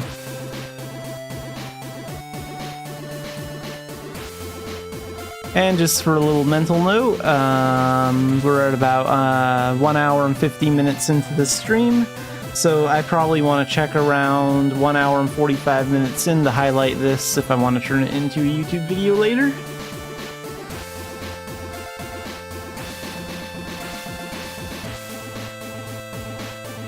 Oh, and hey, Otaku, welcome in. Always poking people and running away.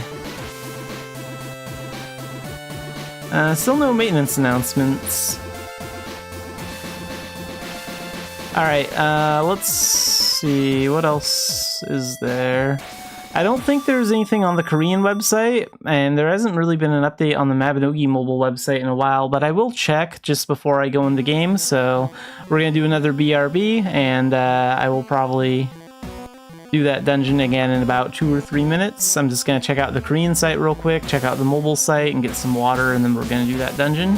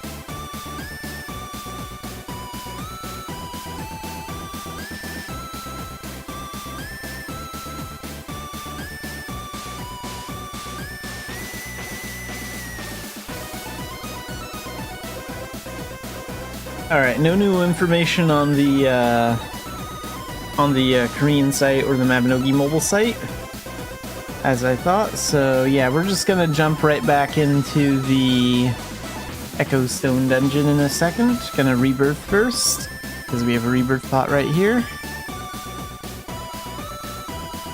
To remove that annoying buff. When's that burn off? Yeah, I'm not waiting 35 minutes. So this will get rid of it.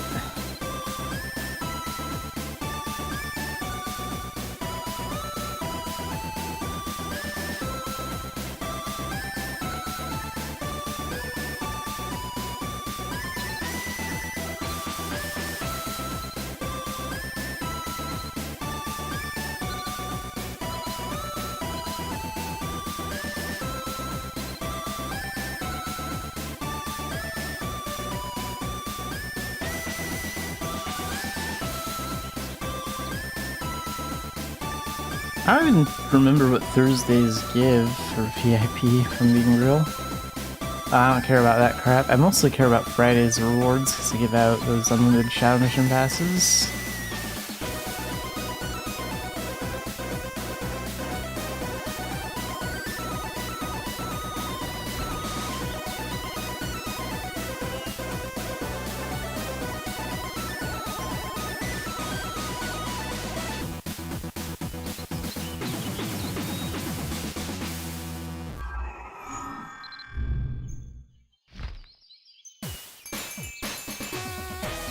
Alright, let's go.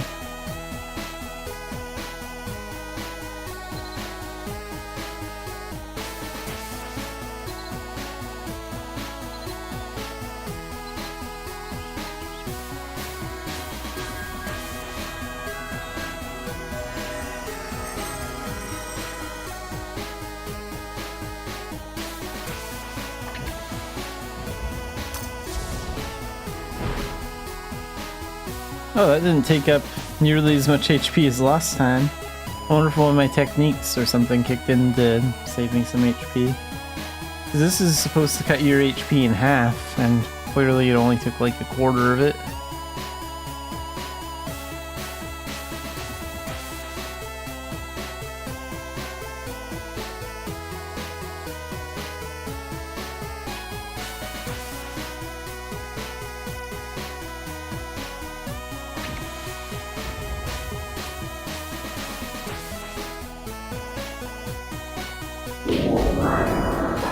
Oops, wrong skill.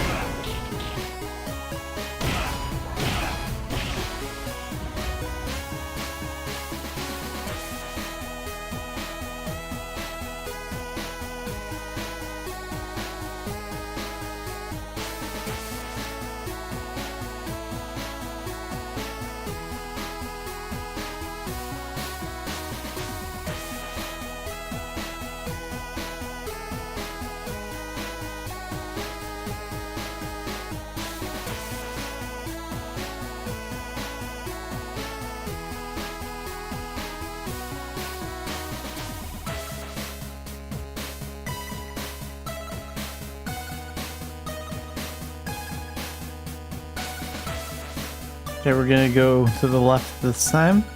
Let's bring them all in here.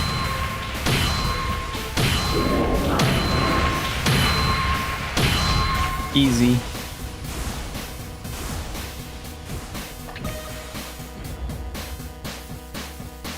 Dark Diviner is my favorite lazy arcana.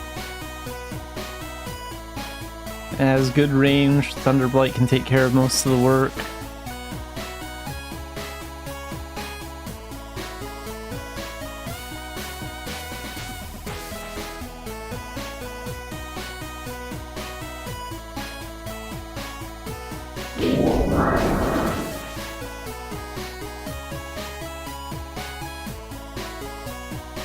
Let's use this for a bit. Give Polar Vortex time.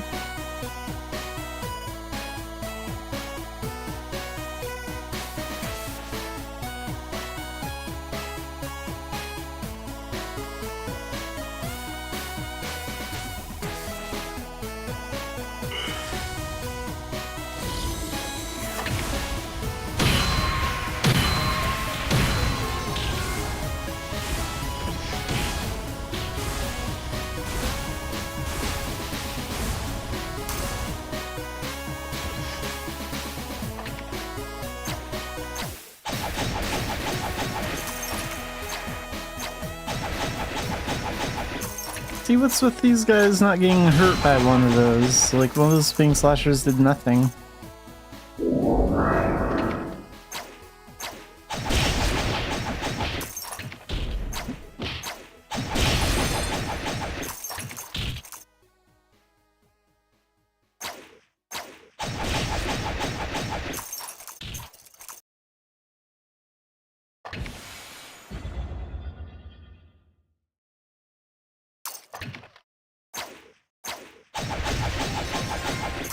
Got him.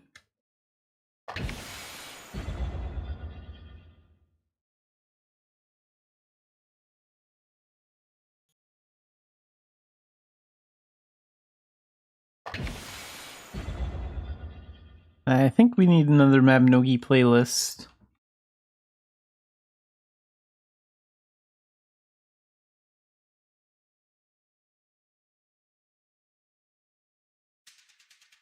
There we go.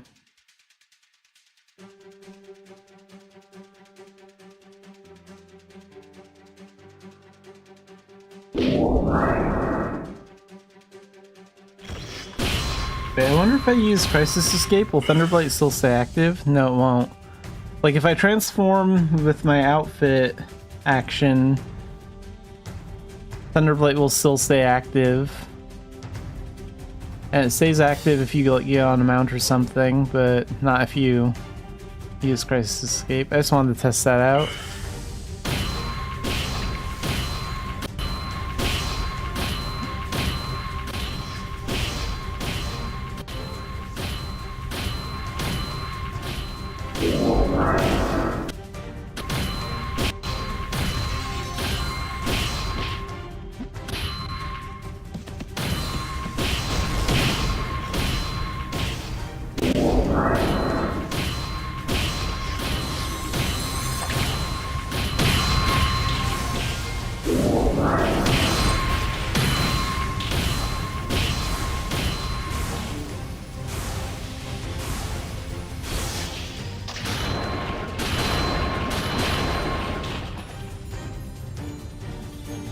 Time for the mini-boss.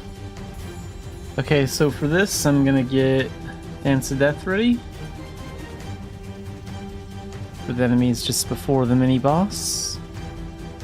And also, we're gonna activate that movement speed buff now.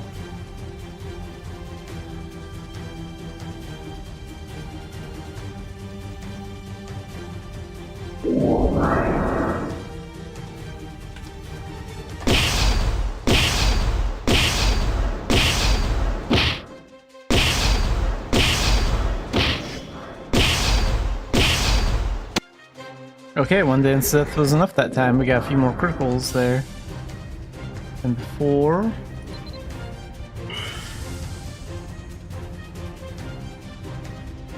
Switch these back.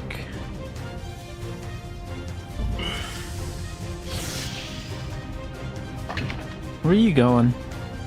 Trying to stay out of range? That's not gonna work. Hey! Fine, I'll get you later. You'll be after.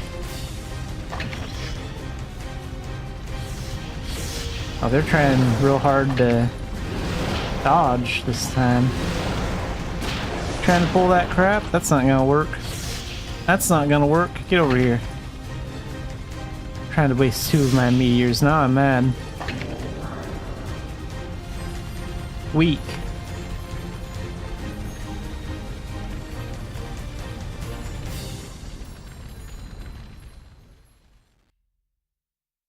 I wish you could take these swords like out of the dungeon, the Sword of Strife. It actually looks pretty cool, but you can't leave the dungeon with it. It's sort of like those rusted swords from the Foamer Attack Shadow mission. You can pick them up, you can use them in the dungeon, but you can't actually like take them out of the dungeon with you, which is kind of sad.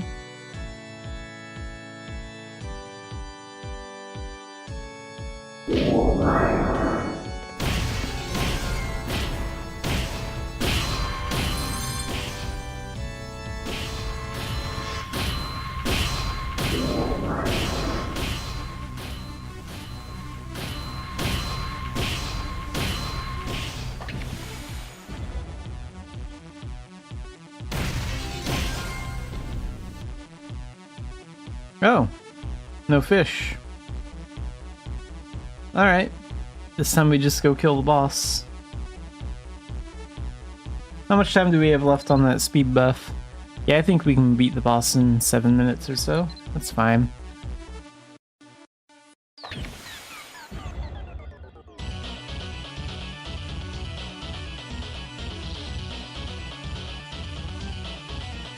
Alright, let's go. Use a little demigod too. For bonus speed.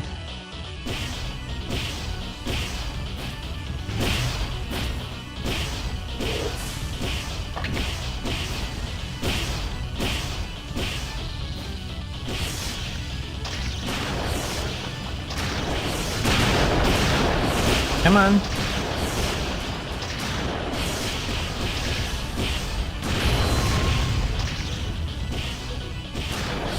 I need to get that one attack.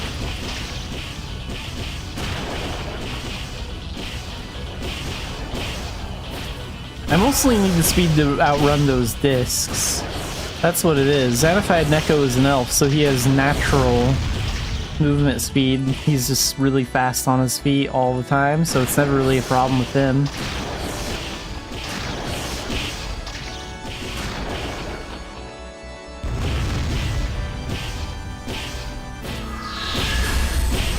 Too slow. Every time he uses those, though, I kind of remember like the Goku versus Frieza fight on Namek, where Frieza used those two deadly discs to try and cut Goku in half. So like every time the boss uses that move, I kind of like remember that when I'm dodging him.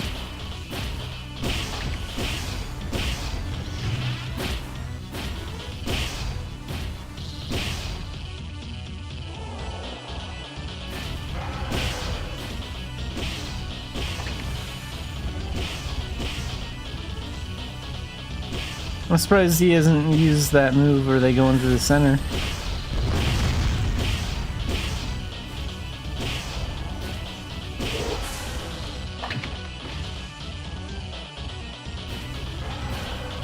Come on. Gotta be faster than that.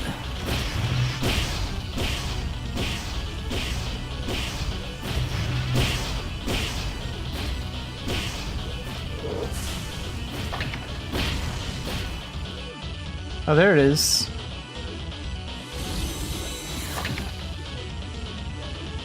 It's gonna get him in a second.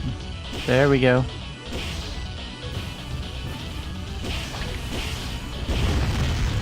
Miss.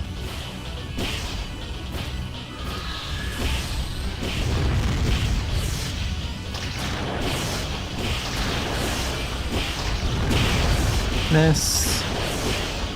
Here, I'm not even gonna use Arcana stuff anymore. We'll just finish him off with Thunder. Got him.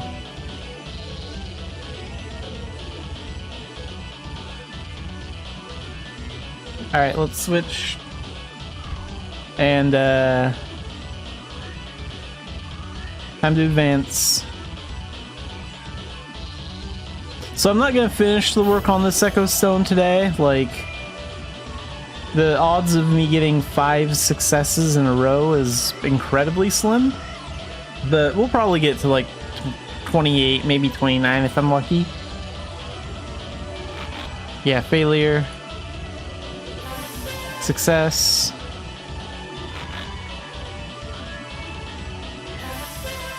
Success. Success, wow. Okay, so now we're already grade 28. One more attempt. Wow, 29. So one more level. So tomorrow we will run this again, and I imagine we can finish it in like one more run. I mean, maybe it could give me 5 failures and make me do it a second time, but we'll finish getting this Echo Stone to max level tomorrow for sure. Alright, let's get out of here.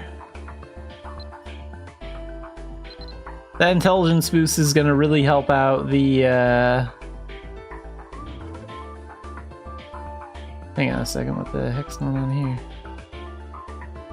Okay, there we go. OBS was being weird.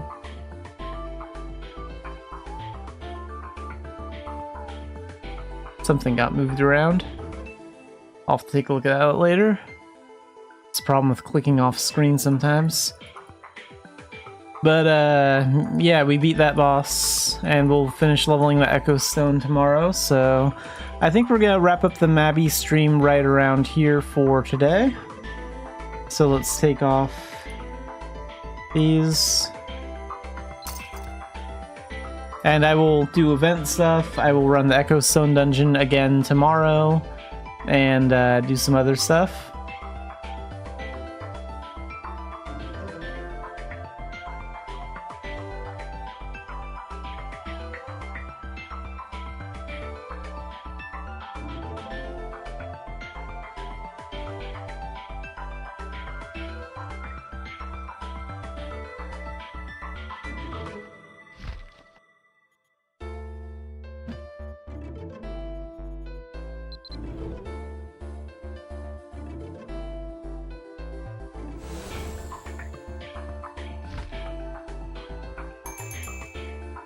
So for tomorrow's stream, I'll be playing Contraband Police from noon to 3. Mabby will be at its usual time, which is like 4 p.m. My time. And then I'll be playing Spiral Knights tomorrow night as well. Also be playing Spiral Knights tonight, so let's see.